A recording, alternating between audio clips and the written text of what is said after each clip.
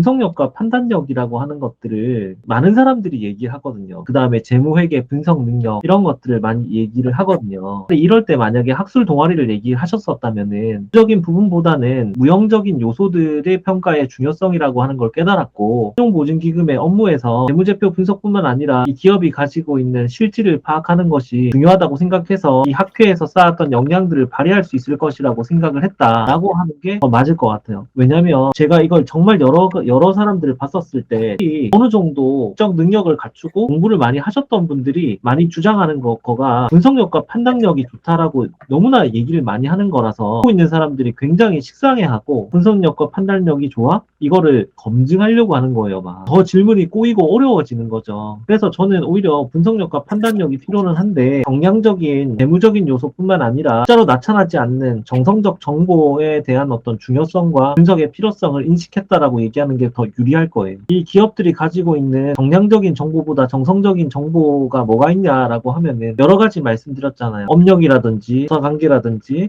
R&D 투자라든지 업계 역량이라든지 뭐 경쟁 강도라든지 이런 거 말씀드렸었죠. 재무제표라고 하는 거는 사실 과거의 경영 성과를 북키핑한 거잖아요. 키핑한 게 향후의 미래 성과를 보장한다? 특히 지금처럼 변동성이 심한 상태에서는 과거의 성과가 미래 성과를 보장한다라고 얘기를 할 수는 없을 거예요. 무조건적인 거는 아니다. 이렇게 생각하시면 좋을 것 같아요. 그러니까 어느 정도 공부를 하는 사람들이 자꾸 내가 재무 분석을 할 줄 안다. 이런 식으로 가면은 영상에서도 말씀드렸던 것처럼 비외관법인 이런 것들 같은 경우는 그렇게 판단하면은 제대로 평가가 안 된다라고 생각하시면 좋을 것 같습니다. 그 스타트업 평가할 때 중요한 게 뭐라고 말씀드렸죠? 속성 지표라고 말씀드렸었죠? 속성 지표가 무엇이 있는지 이런 것들은 좀 몇 가지 준비를 하시는 게 필요할 것 같아요. 본인이 잘 얘기할 수 있는 분야에서의 국극성 지표를 말씀해 주시면 좋을 것 같아요. 산업이나 뭐 기업이든. 그래서 제가 지난번에 말씀드렸었죠. 전통적인 그 어떤 수용평가 기법을, 보증평가 기법을 적용하면은 좀 그렇게 성장성이 있는 기업들 제대로 평가할 수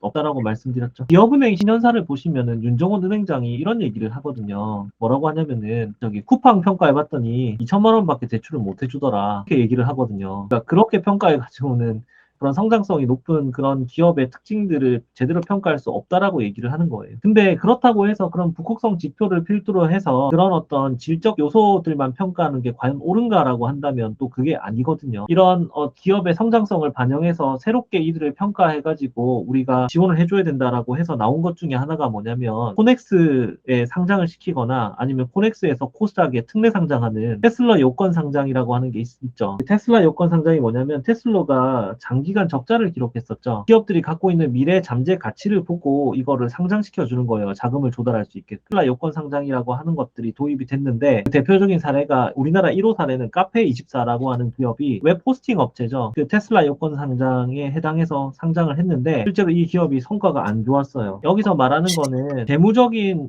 요소만 보는 것도 문제고 비재무적인 요소만 바라보는 것도 한계가 있다, 문제가 있다라고 이야기를 보수적으로 생각하셔야 될 게 지금 신용보증기금이나 기술보증기금에서도 산업구조가 고도화됨에 따라서 이런 기술력을 갖추고 있고 이익을 미실현한 기업들에 대해 가지고 좀 더 스케일업이라든지 아니면 유니콘 기업으로 육성시키기 위해 가지고 많은 보증 그리고 보증 연계 투자 연계 보증 이런 것들을 실행을 하고 있는데 요 최근에 어떤 기사들 같은 것들을 보시면은 그 투자 시장이 굉장히 얼어붙으면서 망하는 기업들이 많아졌다라고 얘기를 하더라고요. 지금 여러 가지 기업들의 상장이 철회가 됐고 마켓컬리 같은 경우도 지금 위태위태하다고 얘기했고 왓챠라고 하는 그 OTT 기업 같은 경우도 지금 매물로 나와 있고 회를 배송해주는 오늘의 회 그리고 오늘의 집 이런 기업들도 지금 다 매물로 나와 있다고 합니다. 그러니까 이게 양면이 있는 거예요. 그러니까 테슬라 요건 상장 같은 것도 필요하지만 또 그것만 맹신해서는 안 된다. 이 점을 여러분들이 모두 다 염두에 두셔야 할 것 같다라고 말씀을 드리는 겁니다. 이렇게 할 수밖에 없는 이유가 뭐냐면 우리나라 산업 구조가 앞으로 미래로 나아가려면은 전통적으로 쇠가가 가지고 이익 내는 전통 제조기업들 있죠. 아니면 이익률이 매우 낮은 아니면 한계 기업들 이런 기업들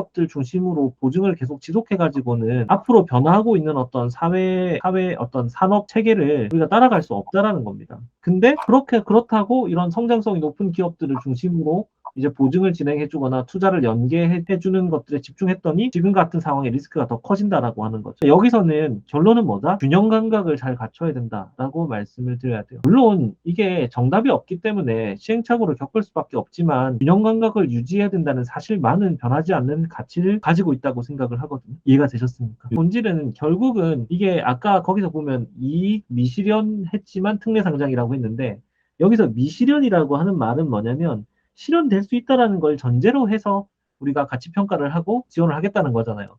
근데 실현이 안 된다라고 얘기한다면은 이거는 기존의 어떤 평가 방법이 다 무너진다라고 보면 되겠죠.